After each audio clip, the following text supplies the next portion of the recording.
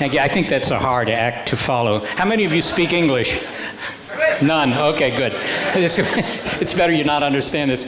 My thought to Jay when I was walking up here was, this is the largest crowd of people I've ever disappointed, at least in the past month. How many of you think the aliens are out there? Okay. How many of you think, nope, probably not?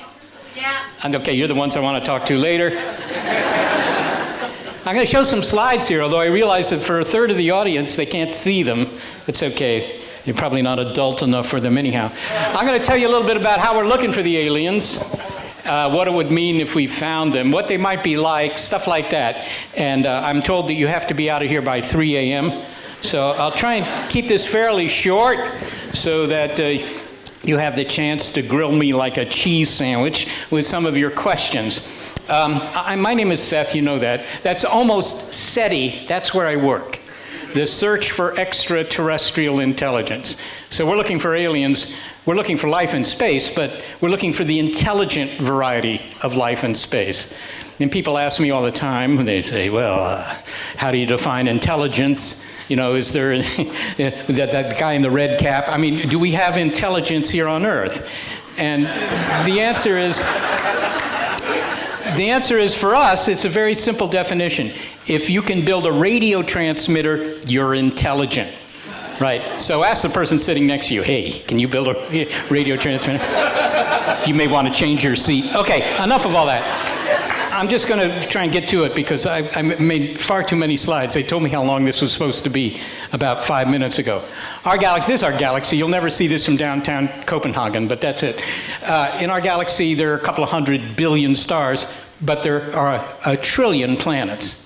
Okay, that's something we've only learned in the last 5 years. That's a lot of planets. And by the way, if that galaxy isn't good enough for you, we can see a trillion other galaxies, each with a trillion planets. The bottom line is there are as many planets out there in the part of the universe we can see as there are grains of sand on all the beaches of the Earth. So for the 5 of you who raised your hand and said, you know what, this is the only place that's interesting, you got to admire those people because that's a very audacious point of view. Okay, just said that. So should we look? Now, this is not a trivial question because I point out that the total number of people in the world that is looking for alien intelligence is fewer than the number of people in any row in this room. Okay, it's very, very small. And I used to work in Holland. They have a language that's sort of like mangled Danish. I worked in a place called Groningen at the university, and I gave a talk there about SETI maybe 10 years ago. And while it was popular enough, the academics were not enthused enough to actually do this.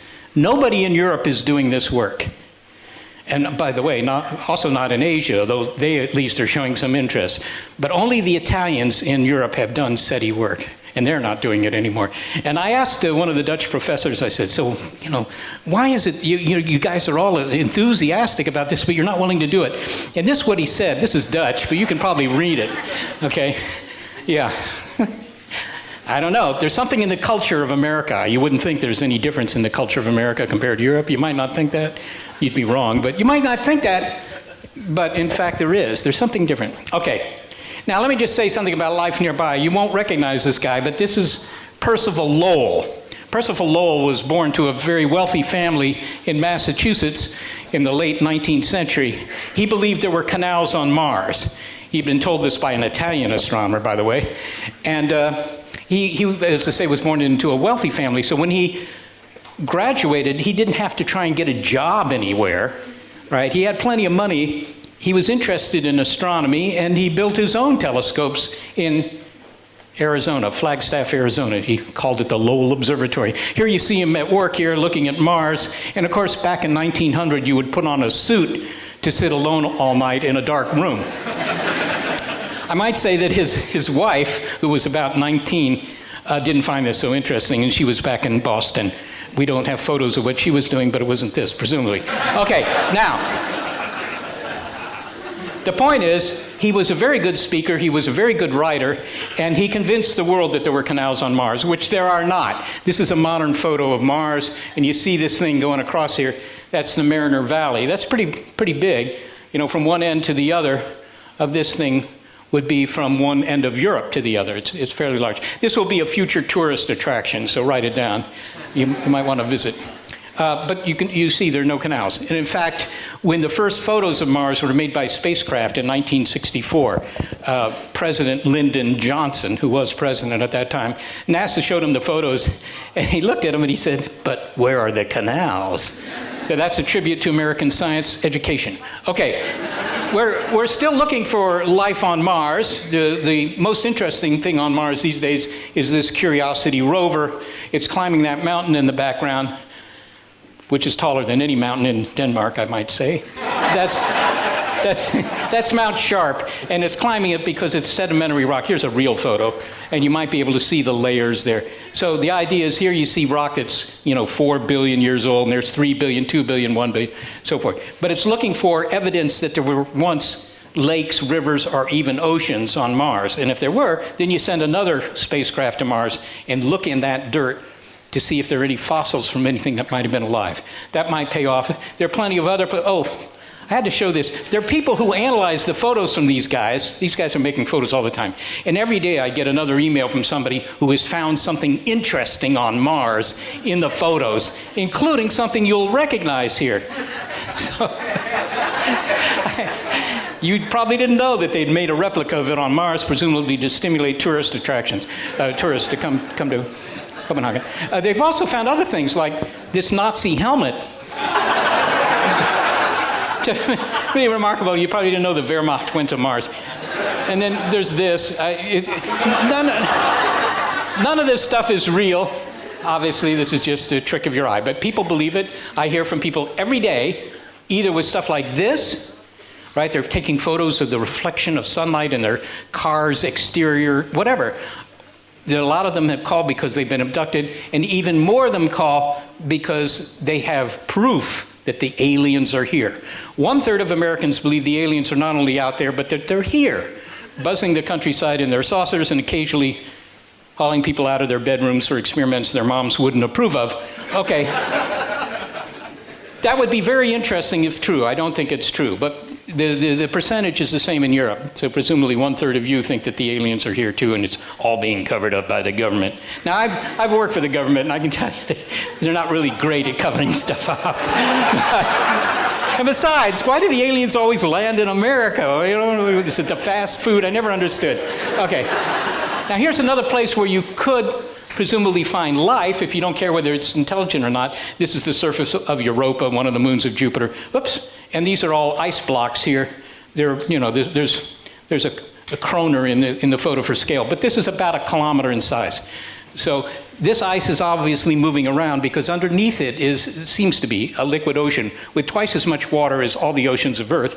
So all you really want to do is send Bruce Willis to Europa with a drilling rig and go down there and pull up some of that water, look at it under a microscope, and maybe you'll see the inhabitants, which would presumably be like bacteria. But that's not even the best place. Here's Europa. Europa squirts these geysers of water into space, as does, this is how you can find life. You just catch it. You just send a spacecraft to Europa, and you just grab some of that stuff. You don't have to go down onto the surface and drill a 20-kilometer deep hole. You might be able to find it in space. And this is being talked about by people who are interested in this other moon. This is a moon of Saturn, Enceladus, which is doing the same thing. You can see these geysers squirting stuff into space. You don't have to land. You don't have to do anything difficult. You just have to send a spacecraft that goes around this thing once or twice, grab some of that material and bring it back to Earth. And that might prove that there's life out there. Okay? People I know who have spent their entire careers working on the possibility of life on Mars have switched their allegiances to this place, Enceladus. By the way, anybody warm in here? Do you think it's warm in here? I don't know. Each one of you is a 75-watt light bulb, by the way, in terms of energy, so if you can turn yourselves off. Okay. So this is how we're looking for life. We're using these antennas. Anybody see the movie Contact? Right. I think you're too young to have seen it, but I could tell you stories. I was a consultant for the film, which was very interesting, because the Warner Brothers would call me up every day and say, so Seth, what does it look like when you fly through a wormhole? You know, I said, well, I can only tell you what it was like 2 weeks ago when I let... Anyhow. But the idea there was not to find the aliens by waiting for them to land or going there, but to find them by just eavesdropping on signals. So this is an array of 42 antennas. Each one is 6 meters in diameter, and it's located in the Cascade Mountains about 500 kilometers north of San Francisco. The SETI Institute, where I work, is south of San Francisco in the Silicon Valley. But I go up here occasionally. You don't have to. We can do everything remotely. But it's kind of picturesque. It's a very pretty place, and there are no restaurants. So that's the Allen Telescope Array. Now, let me just say something about what we're doing here. Because most science, when you learn in school what science is and the scientific method, all that stuff, they say, okay, so you start with an hypothesis, which is an idea of how things are. And then you go into the lab and you try and falsify the hypothesis. You try and prove that it's not true. Right? And if you can do that, then at least you know that hypothesis can be thrown out and you go to another one. That can't be the case for what we're doing here. There's no way to prove that the aliens are not there. All you can hope to do is prove that they are there. This is like exploration. That's why I have this slide here. It's kind of like Captain Cook, right, back in the 18th century when the British Admiralty sent him into the South Pacific and said, okay, Jim, your job is to map all the islands you can find in the South Pacific. And he might have sailed around and not found any, but that wouldn't prove that there aren't any, only that he didn't find any. So that's the same with SETI. We can't prove that nobody is out there. All we can do is hope that there is somebody and we hear them.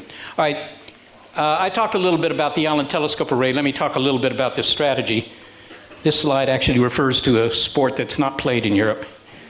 Probably shouldn't be played in the United States, causes brain damage. All right, and I'm not talking about the players, okay? All right. So what do? Normally we would point our antennas in the directions of stars that are thought or known to have planets that are at the right distance from the star, the so-called habitable zone, so that you could have liquid water on the surface. Right? Because that's what's essential to life. You may say, oh, well, why water? I mean, why are you so conservative to insist on liquid water, or some liquid in any case? And the answer is, you could take a whole bunch of chemicals, raid the chemistry warehouse, whatever it is in your school, and throw all those chemicals on the floor. It'll make a mess, but not much will happen. But if you throw water on it, then something will happen. So the liquid is very important in getting something to happen. So we assume that there are planets, and it turns out that maybe 1 in 5 stars has planets in this habitable zone. This is our solar system, but this is what it is for another star system. And hoping to pick up a signal from those star systems. That's the idea. It's a very simple scheme, okay? That's what we've done. And by the way, there are a lot of candidate planets these days. This is a website kept by the University of Puerto Rico, but these are just the planets that have been found so far that are thought to be good candidates for life, maybe even intelligent life. They don't necessarily look like what you see here. That's art. But there are dozens of these planets. The total number of planets that have been found is thousands. That's not what's important. What's important is the fact that maybe 1 in 5 stars has a planet that might be habitable. That's the interesting thing. Okay, we've considered looking at other kinds of targets, and in fact what we're doing now with the Allen Telescope Array, this is just for those who care about that sort of thing, is we're looking at 20,000 red dwarf stars. You say, what's a red dwarf? Isn't that a British TV show or something? Red dwarfs, I'm told it is, I never saw it, but red dwarfs are the sort of the smaller stars in the universe, smaller than the sun, and that means that they're also dimmer. They're kind of like my brothers. They're dimmer. These are the dim bulbs of the universe, okay? All right, but 3/4 of all stars are red dwarfs, so that means if you can only look at a certain number of them, like 20,000, then on average they'll be closer to you. That's a good thing. And the other thing is, a lot of them seem to have planets that are in the habitable zone. In other words, you could have liquid water or something on the surface. And they also go through their fuel very slowly. They're like Volkswagens. Right? Yeah, they have a small gas tank, but they also have a small engine. So you get a lot of miles on a tank of gas. Well, You know, the sun has 10 billion years of life from start to finish. It's halfway through, so if you have any real estate investments, you might want to consider that. Another 5 billion years, the sun's going to swell up and swallow Mercury and Venus and boil away the oceans and do other things that'll really ruin your whole day. But these red dwarf stars, see, they last for 100 billion years. So that means that every one of them that was ever born since the Big Bang is still a teenager. Right? So on average, they're billions of years older than the sun. And this is the one instance I can think of where being older might be better. Because if you're older, then maybe it's developed, you know, some life that's a little more interesting than bacteria. Okay. All right. Now, well, I'm going to skip that. Sorry. But, okay. Because I was told that this talk has to be shorter than I thought it was going to be. Here's another system you may have heard about. It's been in the news for a couple of months now. The TRAPPIST-1 system, found by a bunch of astronomers out of the University of Liège in Belgium. And it's not terribly far away. It's 49 light years away. For those of you who don't know, a light year is about 10 trillion. I know that that's a difficult word because it's different in Europe than in the United States, but 10 million kilometers. That's 1 light year. This is 49 of those. So that's more than the mileage you probably have on your Honda. That's a lot, but it's actually very close as stars go. And it is known to have at least 7 planets, and at least 3 of those 7 planets are, in fact, in the habitable zone. All the planets are about the same size as the Earth. So this is kind of a nifty place. If you could go to one of these planets, say this one here, and look up in the sky, you would see the neighboring planets as big balls in the sky. Right? In fact, all of these 7 would look like little spheres in the sky. You go out tonight, look toward the east, you'll see Jupiter. But it just looks like a star. Right? It's just a bright star. You don't see anything, not with your naked eye. But here you would see these little balls up in the sky, right? And since it has 3 habitable planets, it's had 3 times the chance to cook up life that our solar system has had. Not only that, these planets are very close to one another. If you want to go to Mars this weekend, if that's on your plans, you could do it, but the fastest NASA rocket would take 7 months to get to Mars, okay? You can hope you don't get a middle seat. All right. But if you were there, you wanted to go to the next planet over, it would take you a weekend, 2 days, right? So you can be sure if there's any intelligent life there, it's colonized all these worlds. And not only that, even if there isn't intelligent life, but just some sort of plant life or bacteria or something like that, and it's here, well, meteors occasionally will slam into that planet, kick off the dirt, most of which falls right back down. But some of it doesn't fall back down, and it gets carried around, and some of that will fall on some of these other worlds. In other words, you would quickly infect almost all of these worlds with life if you get life started. So I think this is an interesting system to check out, because you're not talking about a planet with life. You're talking about an entire ecosystem, possibly with life. So we're spending time looking at it. Here's another one which I'm going to skip too, but let me point this out. There are a few problems with SETI that I think is worth mentioning to you. One is the fact that we're assuming that the aliens are sending signals our way and are doing so sort of relentlessly, right? Because if we find a signal, we find signals all the time. Every 20 seconds you find another signal. Remember, we have receivers that can pick up anything over 50 million channels. We have 42 antennas, so it's very sensitive.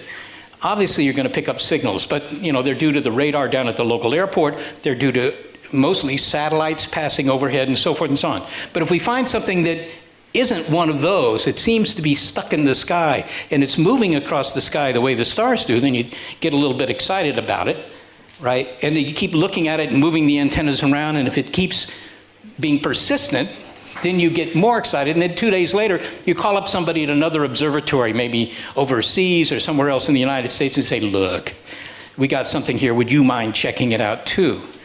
And if they do, and then you find something, then of course you can fly to Sweden and get your prize, okay? But the underlying assumption here is a dangerous one, and that is we assume that they stay on the air aiming in our direction for days. And why would they do that?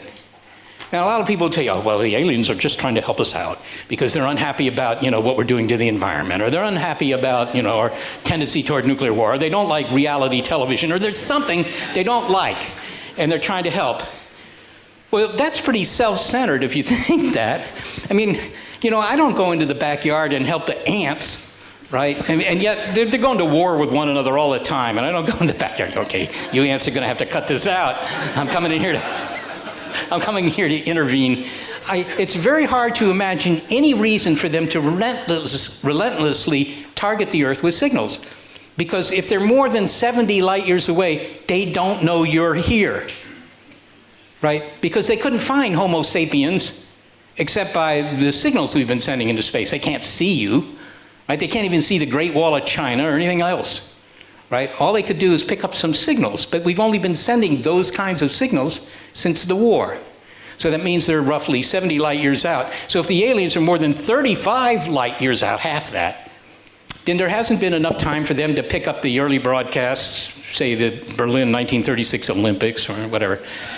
Not that they actually went into space. They barely made it to the edge of Berlin, but whatever.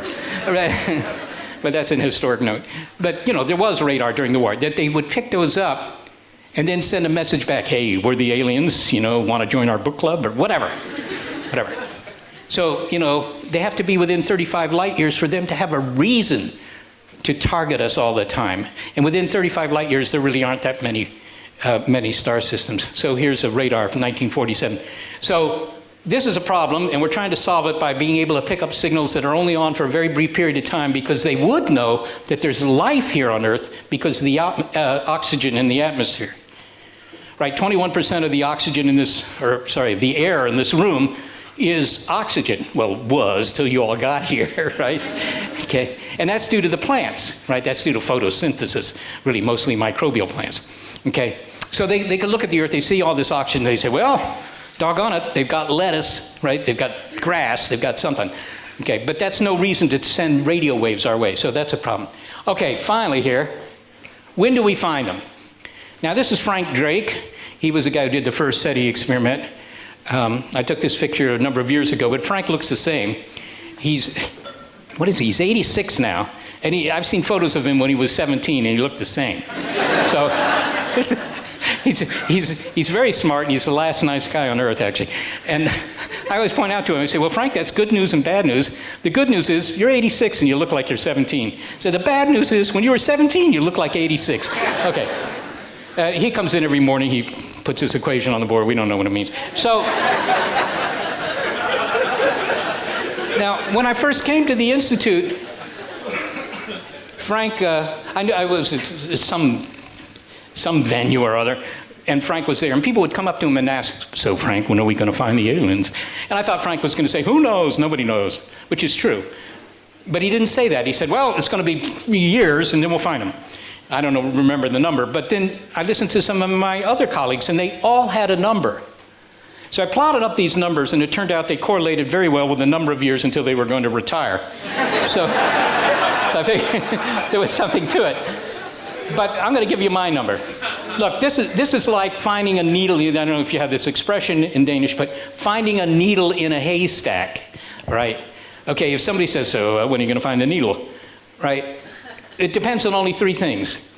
How big is the haystack? How fast are you going through the hay? And third, how many needles are in there anyway?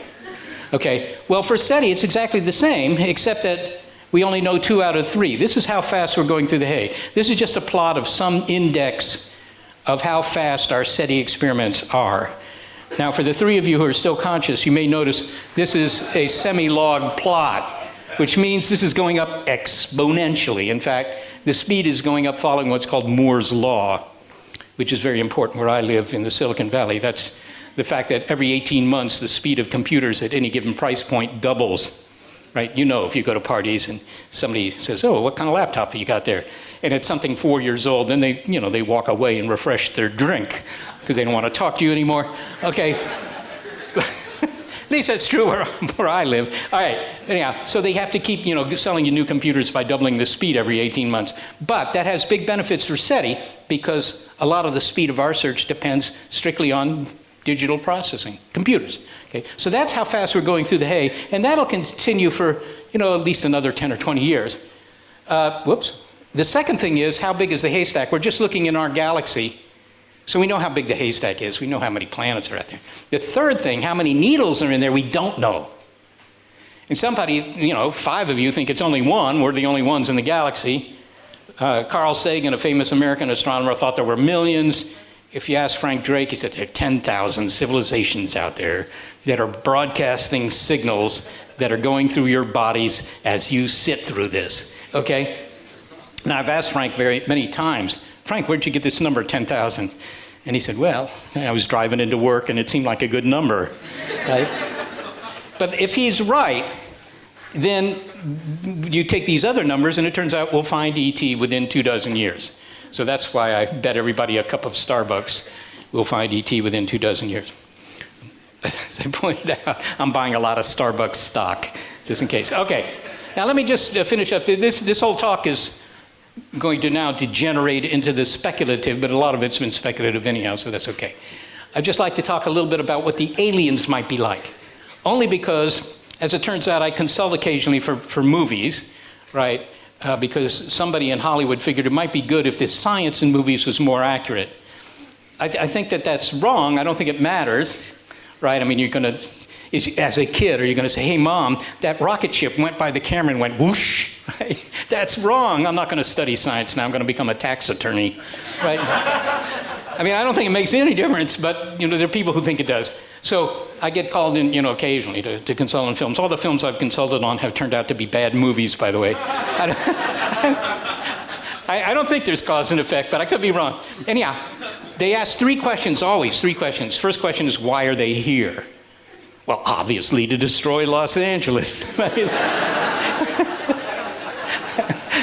And for those of us who live in Northern California, it's okay by us. It's all right to flatten LA. But, there actually are no good reasons for them to come here, to be honest. The only one that makes any sense to me is proselytizing. They want to convert you to the Galactic Church. But, it's very expensive to do that. So there aren't any good reasons. There's nothing we've got that they don't have, right? I mean, except rock and roll or something. The second question they ask is, what weapons will they have? What weapons, right? Which is also a crazy question. That would be like asking Julius Caesar, right? Hey, Julius, what sort of weapons do you think the military will have in 2017? He'd say, well, probably really long spears. And I don't know what he would say, but it would be totally wrong, whatever it was. So that's the second question. And the third question is, what do they look like? And I used to think that question didn't make any sense either, because you can just go down to the zoo and look at the animals there, and everything in the zoo probably has at least 80% of its DNA is identical to yours, right? And they don't look like you, unless you go to the primate house, and then they sort of do. But, right? They look like fish or snakes or whatever. They don't look like you. So why would the aliens look anything like us? And yet that's how we imagine them, and that's not so important, except that we imagine that the alien societies that we're looking for are composed of, billions or maybe more of individuals, right, running around, doing things, building a society, culture, poetry, history, whatever, and eventually radio transmitters. That's how we envision them. And I'm here to show you that maybe that's not true. Now here you see a bit of artwork from Mike Angel. And what I can't help but notice is that the guy on the left looks like the guy on the right? Which is kind of interesting. I think that's a little self-centered, okay? Now, this is your standard alien in the movies. These guys, the little gray guys. And I talked to a biologist about this, and what she pointed out to me was, she said, Seth, don't you know what that is? I said, yeah, it's an alien. No, that's us 1,000,000 years from now. That's what we think we're going to look like, right? Because, we're losing our hair. Well, these guys gone all the way on that. We're losing our olfactory sense and our dentition. These guys have small noses, small mouths. In fact, the only small bodies. These guys aren't loading trucks for a living, right? Okay. The only thing that's gotten bigger are their eyes, because in the future, everybody's job will be to design websites or something. So you're saying, that's us. That's all that is. It's us. Okay. But you can tell Hollywood that, and they won't listen to you, because this is a storytelling shortcut. It's like, the bad guys in the Westerns wearing black hats and riding a black horse. It's a shortcut. This is a bad guy, or a bad hombre, as the president would say. Okay, so when you see somebody like this on the screen, well, it's an alien, Bob. Okay, so that's why they look like that. But here's the real story. This is I love showing the slide, and I show it far too much, but this is a plot made by the way, they say every time you show a graph, you lose 10% of the audience. I've got 12 of these. Okay, so this graph is by Hans Moravec, and he's a roboticist at Carnegie Mellon. That's in Pittsburgh, Pennsylvania. But anyhow, what he's done here is he's plotted the amount of compute power you can buy for $1,000 over time. So beginning in 1920 and then going up to here, it was 1997 or something like that. So again, it's a semi-log plot. You can't tell that, but it is. So in 1997, for $1,000, you could buy the compute power of a lizard. Okay, that's okay. But the point is that by 2020, $1,000 will buy you the compute power of a resident of Copenhagen, right? Okay, and you might wonder about that. I mean, that doesn't mean it can think, but it does mean that the hardware is there for thinking. Okay, and some student came up to me once. He said, "But if we build a thinking machine, won't they kill us all?" Right? And I thought, young people are naturally optimistic, but I said, I have some goldfish at home, and and I'm smarter than they are, but I don't wake up in the morning and think, I'm going to kill them. Yeah, the point is, this is not 2120, it's not 2220, this is going to happen in your lifetime, that the computers will have the same compute power as your brain. Now, does that mean we'll have artificial intelligence?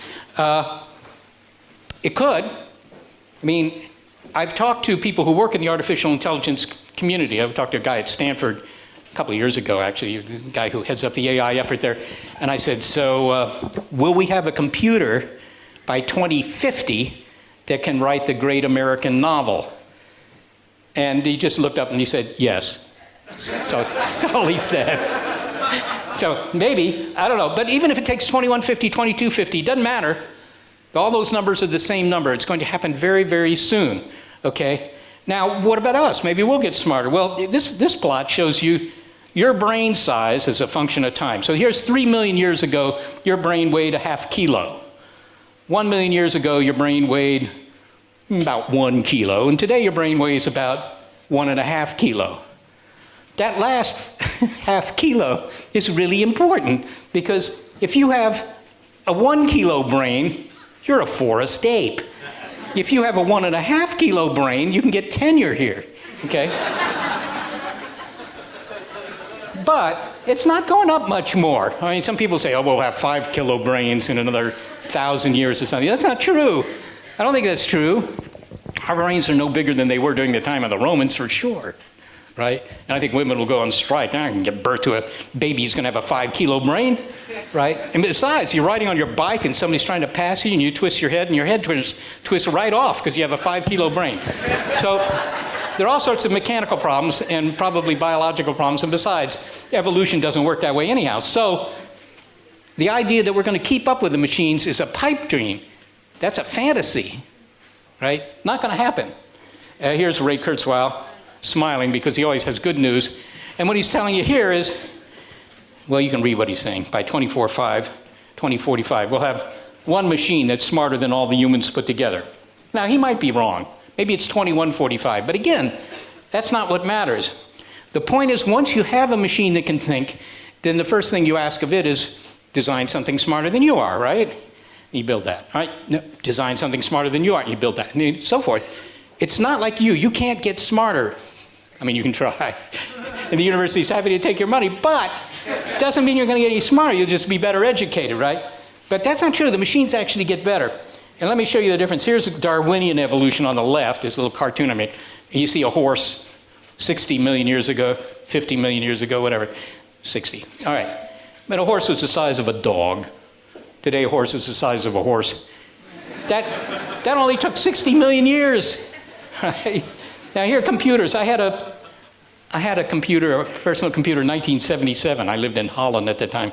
It was reputed to be the first personal computer in Holland. That's not true, but the newspapers still write that up. But, the one I have today is 10,000 times faster than what I had in Groningen in 1977. It's not true for the horse. It's not 10,000 times taller than it was 40 years ago, right? Okay, so the point is, once you make this step, you've kind of invented your successor. You've invented something that isn't dependent on Darwinian evolution. It's now Lamarckian evolution. You can design it to be better. You can make it better. Okay, so this becomes a time scale argument. Here you go. Here's Marconi in 1900. He invents radio. Within 50 years, you have computers. They're big, but you know, the basic idea is there. And maybe by 2050, you have generalized artificial intelligence that can do anything your brain can do. Okay? So the bottom line here is these guys, once they've developed artificial intelligence, all bets are off. It doesn't mean that they come and kill you. It doesn't mean anything like that. And the computers may be doing things that you find useful in your life, but some of them will get up and leave because they can. Right? They can leave. And space is not so terrifying for them as it would be for you. You know, you need an artificial environment, you need food, you need all this stuff. They don't need so much of that. They need some energy, maybe some material for spare parts, but they don't need much. They don't mind that it takes, you know, 10 million years to go any place interesting because they can continually repair themselves. If you live forever, all trips are the same length, right?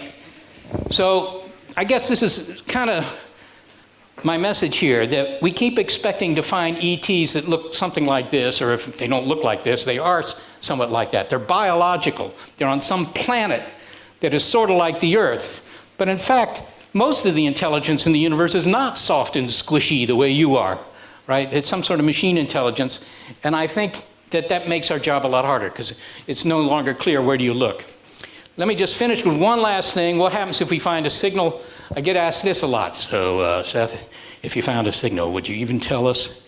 This is an American attitude. I know nobody in Denmark believes in conspiracy theories, but in the US, almost everybody believes in something nutty. All right.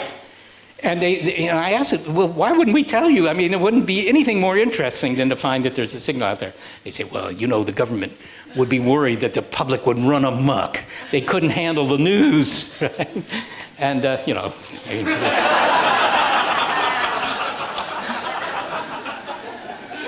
In the interest of full disclosure, I have to say this is a photo taken in Vancouver, Canada. And but that's what's remarkable about it, because the Canadians are so placid, they're so laid back, they would never do this, but anyhow, they did it. Okay, do you think this would happen? Right, if you picked up the newspapers, we probably don't do that anymore. If you opened up your browser tomorrow and it said alien signal found, would you say, well, that's it. I'm not going to work today, I'm just going to riot in the streets.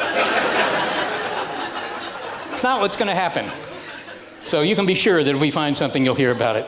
Let me show you this picture. This is the last picture I'll show. This picture was made in 1997 when we got a signal that looked pretty good, actually. I thought it was the real deal. And my boss called me. I was at home having dinner. And he said, Seth, you ought to come down here. I went down to the Institute and I found this. There's the boss in the background. We were all just sitting around watching this monitor because we thought maybe this is it. Okay, I was very nervous. I think I was nervous because, you know, I had lunches planned, or I mean, all sorts of trivial stuff. But it turned out that's what I was worrying about. And so that I couldn't sit down. I just took pictures and things like that. I kept waiting for the White House to call. Right? Red phone. Nope. White House didn't call. I kept waiting for the men in black to show up. They did not. I kept waiting for the mayor of Mountain View to call. He did not. Kept waiting for my mom to call. She did not. Nobody was interested. And there's no secrecy. Everybody's, you know, sending emails to their friends or their girlfriends or boyfriends. Hey, Louise, don't say much about this, but we found this. Nobody cared. Nobody cared. Finally, 6 hours after I made this photo, I was half asleep at my desk, sort of like my condition right now.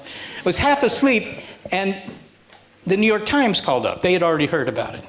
So you can be sure that if we find a signal, what will happen is it'll be a big story, and you will all hear about it.